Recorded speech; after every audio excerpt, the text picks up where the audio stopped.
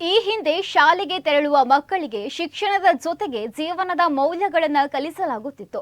ಅಂದರೆ ವಿದ್ಯೆಯ ಜೊತೆಗೆ ಶುಚಿತ್ವದ ಪಾಠವೂ ಕೂಡ ಶೈಕ್ಷಣಿಕ ಅವಧಿಯ ಒಂದು ಭಾಗವಾಗಿತ್ತು. ಆದರೆ ಇತ್ತೀಚಿನ ದಿನಗಳಲ್ಲಿ ವಿದ್ಯಾರ್ಥಿಗಳಿಂದ ಶುಚಿತ್ವ ಮಾಡಿಸುವುದೇ ಮಹಾ ಅಪರಾಧ ಎನ್ನುವ ಸ್ಥಿತಿಯಲ್ಲಿ ನಾವಿದ್ದೇವೆ.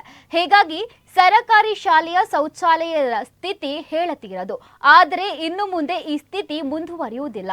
ಉದ್ಯಮಿ ಓರ್ವರ ದೂರದೃಷ್ಟಿ ಯೋಜನೆ ಸರಕಾರಿ ಶಾಲೆಗಳ ಶೌಚಾಲಯ ಇನ್ನು ಸ್ವಚ್ಛಾಲಯವಾಗಿ ಗುರುತಿಸಿಕೊಳ್ಳಲಿದೆ. ಹೌದು, ಉಡುಪಿ ಜಿಲ್ಲೆ ಈ ಮೊದಲಿನಿಂದಲೂ ಗುಣಮಟ್ಟದ ಶಿಕ್ಷಣಕ್ಕೆ ಹೆಸರುವಾಸಿಯಾದ ಜಿಲ್ಲೆ. ಇಲ್ಲಿಗೆ ಗುಣಮಟ್ಟದ ಶಿಕ್ಷಣ ಅರಸಿ ಹೊರ ಜಿಲ್ಲೆಯಿಂದ ಪ್ರತಿ ವರ್ಷವೂ ನೂರಾರು ವಿದ್ಯಾರ್ಥಿಗಳು ಬರುತ್ತಾರೆ. ಇನ್ನು ಇಲ್ಲಿ ಸರಕಾರಿ ಶಾಲೆಗಳು ಕೂಡ ಖಾಸಗಿ ಶಾಲೆಗಳಿಗೆ ಟಕ್ಕರ್ ನೀಡುವಂತೆ ವ್ಯವಸ್ಥೆ ಕಲ್ಪಿಸಿರುವುದು ಗಮನಾರ್ಹವಾದ ವಿಚಾರ. ಇನ್ನು ಜಿಲ್ಲೆಯಲ್ಲಿ ಈ ಹಿಂದೆ ಶಿಕ್ಷಣದ ಜೊತೆಗೆ ಮಕ್ಕಳಿಂದಲೇ ಶಾಲೆಯ ಶುಚಿತ್ವ ಮಾಡಿಸುವ ಮೂಲಕ ಶುಚಿತ್ವದ ಮಹತ್ವದ ಪಾಠ ಮಾಡಲಾಗುತ್ತಿತ್ತು. ಆದರೆ ಇತ್ತೀಚೆಗಿನ ಮಕ್ಕಳ ಹಕ್ಕು ಮತ್ತು ಪೋಷಕರ ಬೇಡಿಕೆ ಹಿನ್ನೆಲೆಯಲ್ಲಿ ಈ ಶುಚಿತ್ವದ ಪ್ರಾಕ್ಟಿಕಲ್ ಪಾಠ ನಿಂತು ಹೋಗಿದೆ.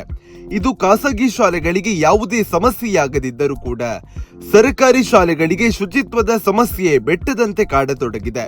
ಮುಖ್ಯವಾಗಿ ಶಾಲೆಯ ಶೌಚಾಲಯಗಳು ಸ್ವಚ್ಛತೆ ಇಲ್ಲದ ಕಾರಣ ಮುಖ್ಯವಾಗಿ ವಿದ್ಯಾರ್ಥಿನಿಯರು ಅನಾರೋಗ್ಯಕ್ಕೆ ಈಡಾಗುವ ಸಮಸ್ಯೆಗಳು ಹೆಚ್ಚಾಗಿದೆ.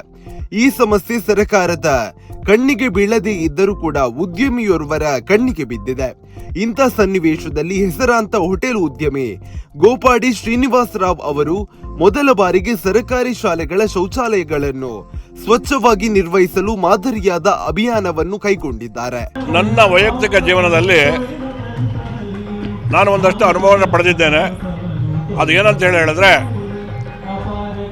ಸ್ವಚ್ಛತೆಯಿಂದ ಆರೋಗ್ಯ, ಆರೋಗ್ಯದಿಂದ ಆರ್ಥಿಕ. ಯಾವಾಗ ನಾವು ಸ್ವಚ್ಛತೆ ಕಾಪಾಡಿಕೊಂಡ್ರೆ ನಾವು ಒಳ್ಳೆ ಆರೋಗ್ಯವಂತರಾಗಿರ್ತೇವೆ. ಆರೋಗ್ಯ ಇದ್ದಲ್ಲಿ ನಾವು ಅದನ್ನು ಸೇವೆ ಮಾಡಲಿ, ಅದರಿಂದ ನಾವು ಎನರ್ಜಿಯಿಂದ ಆರ್ಥಿಕವನ್ನು ಸಂಪಾದನೆ ಮಾಡಲಿಕ್ಕೆ ಸಾಧ್ಯವಾಗ್ತದೆ. ಇವತ್ತು ದೇಶದಲ್ಲಿ ಮಾನವ ಸಂಪನ್ಮೂಲನೇ ಬಹಳ ಮುಖ್ಯವಾದ ಸಂಪತ್ತು. ಹಾಗೆ ನನ್ನ ವೈಯಕ್ತಿಕ ಜೀವನಕ್ಕೆ ಬಂದವಾಗ ನಾನು ಆಹಾರ ಉದ್ಯಮದಲ್ಲಿ ನಾನು ಸ್ವಚ್ಛತೆಯಿಂದ 48-50 ವರ್ಷಗಳಿಂದನೂ ಸ್ವಚ್ಛತೆಗೆ ಆದ್ಯತೆ ನೀಡಿ ನಾನು ಮಾಡ್ಕೊಂಡು ಬಂದೆ. ಅದರಲ್ಲಿ ನಾನು ತುಂಬ ಯಶಸ್ಸು ಕಂಡು ಇವತ್ತು ನಾನು ಸರಿಸುಮಾರು 50-60 ಸಾವಿರ ಗ್ರಾಹಕರನ್ನ ಪ್ರತಿ ದಿವಸನೂ ಅವರಿಗೆ ನಾವು ಆಹಾರ ಸೇವೆಯನ್ನು ನೀಡ್ತಾ ಇದ್ದೇವೆ.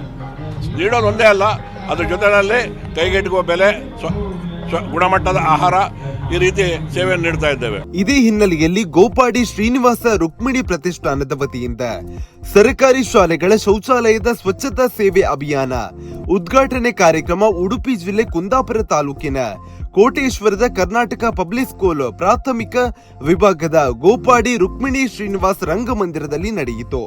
ಈ ಯೋಜನೆಯಲ್ಲಿ ಮೊದಲಿಗೆ ಕುಂದಾಪುರ ತಾಲೂಕು ವ್ಯಾಪ್ತಿಯ ಕೋಟೇಶ್ವರದಲ್ಲಿನ 24 ಸರ್ಕಾರಿ ಶಾಲೆಗಳ ಶೌಚಾಲಯಗಳ ಸ್ವಚ್ಛತೆಗೆ ವ್ಯವಸ್ಥೆಯನ್ನು ಮಾಡಲಾಗಿದೆ. ಹೊಸ ವಾಹನ, ಸ್ವಚ್ಛತಾ ಪರಿಕರಗಳನ್ನು ಮತ್ತು ಸಿಬ್ಬಂದಿಯ ವ್ಯವಸ್ಥೆಗೊಳಿಸಲಾಗಿದ್ದು, ದಿನಕ್ಕೆ 4ರಿಂದ 5 ಶಾಲೆಗಳಂತೆ ವಾರಕ್ಕೊಮ್ಮೆ ಈ ವಲಯದ ಶಾಲೆಗಳ ಶೌಚಾಲಯಗಳನ್ನು ಸ್ವಚ್ಛಗೊಳಿಸುವ ಯೋಜನೆ ಇದಾಗಿದೆ. ಇನ್ನು ಈ ಯೋಜನೆಗೆ ವಿದ್ಯುತ್, ನೀರು, ಸಿಬ್ಬಂದಿ ವೇತನ, ವಾಹನ ಸಾರಿಗೆ ವೆಚ್ಚ ಎಲ್ಲವನ್ನು ಗೋಪಾಡಿ ಶ್ರೀನಿವಾಸ ರುಕ್ಮಿಣಿ ಪ್ರತಿಷ್ಠಾನವು ಮಾಡಲಿದೆ ಎನ್ನುವುದು ವಿಶೇಷ. ಯಾವುದೇ ಸರ್ಕಾರವಿರಲಿ, ವಿದ್ಯಾರ್ಥಿಗಳಿಗೆ ಕಂಪ್ಯೂಟರ್, ಕೃಷಿಕರಿಗೆ ಕೃಷಿ ಉಪಕರಣ, ಸಾಲ, ಸಾರ್ವಜನಿಕರಿಗೆ ಸಾರಿಗೆ ವಾಹನ ಇತ್ಯಾದಿಗಳನ್ನು ಒದಗಿಸುತ್ತದೆ. ದಾನಿಗಳು ಸರ್ಕಾರಿ ಶಾಲೆಗಳಿಗೆ ಕಟ್ಟಡ ನಿರ್ಮಾಣ, ನೋಟ್ ಪುಸ್ತಕ, ಕೊಳವೆ ಬಾವಿ ಇತ್ಯಾದಿ ನೆರವು ನೀಡುತ್ತಾರೆ. ಆದರೆ ನೆರವು ನೀಡಿದ ಬಳಿಕ ವಸ್ತುಗಳ ಸರಿಯಾದ ನಿರ್ವಹಣೆ ಇರದಿದ್ದರೆ ಅವುಗಳು ಪ್ರಯೋಜನಕ್ಕೆ ಬರುವುದಿಲ್ಲ. ಈ ಹಿನ್ನೆಲೆಯಲ್ಲಿ ಸರ್ಕಾರಿ ಶೌಚಾಲಯಗಳ ನಿರ್ವಹಣೆಗೆ ಗೋಪಾಡಿ ರುಕ್ಮಿಣಿ ಪ್ರತಿಷ್ಠಾನವು ವ್ಯವಸ್ಥೆಯನ್ನು ಕಲ್ಪಿಸಿ ಈ ಹಿನ್ನೆಲೆಯಲ್ಲಿ ಸರ್ಕಾರಿ ಶೌಚಾಲಯಗಳ ನಿರ್ವಹಣೆಗೆ ಗೋಪಾಡಿ ರುಕ್ಮಿಣಿ ಪ್ರತಿಷ್ಠಾನವು ವ್ಯವಸ್ಥೆಯನ್ನು ಕಲ್ಪಿಸಿದೆ ಎನ್ನುತ್ತಾರೆ ಗೋಪಾಡಿ ಶ್ರೀನಿವಾಸ ರಾವ್ ಅವರು. ನನ್ನ ನಂಬಿಕೆ ಏನಂತ ಹೇಳಿದ್ರೆ, ಎಲ್ಲಿ ನಾವು ಸ್ವಚ್ಛತೆ ಕಾಪಾಡ್ತೀವೋ ಅಲ್ಲಿ ಅದರ ಒಂದು ಪ್ರತಿಸ್ಪಂದನೆ ಚೆನ್ನಾಗಿರುತ್ತೆ. ಎಲ್ಲೇ ಆಗಿರಲಿ ನಮಗೊಂದು ಹುಮ್ಮಸ್ ಕೊಡುತ್ತೆ, ಖುಷಿ ಕೊಡುತ್ತೆ ಆ ಸ್ವಚ್ಛತೆ ಬಗ್ಗೆ ಬಂದರೆ. ಹೀಗೆ ಈ ಒಂದು ಸ್ಫೂರ್ತಿ ನನಗೆ ಯಾತಕ್ಕೆ ಅಂತ ಹೇಳಿದ್ರೆ, ನಮ್ಮ ದೇಶದ ಪ್ರಧಾನಿಯವರು ನಮ್ಮ ಒಂದು ಸ್ವಚ್ಛ ಭಾರತ ಯೋಜನೆಯನ್ನು ತೊಗೊಂಬಂದರು. ಆವಾಗಿಂದಲೂ ನನಗೆ ಅದರ ಬಗ್ಗೆ ತುಂಬ ಆಸಕ್ತಿ. ಈಗ ನಾವು ಒಂದು ಸರ್ಕಾರಿ ಶಾಲೆಯಲ್ಲಿ, ನಮ್ಮ ಪ್ರೌಢ ಶಾಲೆಗಳಲ್ಲಿ ನಮ್ಮ ಒಂದು ಟಾಯ್ಲೆಟ್ಗಳನ್ನು ಸ್ವಚ್ಛ ಮಾಡುವಂಥ ಅಭಿಯಾನವನ್ನು ಹಮ್ಮಿಕೊಳ್ತಾ ಇದ್ದೇವೆ. ಇದು ಕಾರಣ ಏನಂತ ಹೇಳಿದ್ರೆ, ಇವತ್ತಿನ ಮಕ್ಕಳು ಭವಿಷ್ಯದಲ್ಲಿ ಪ್ರಜೆಗಳು.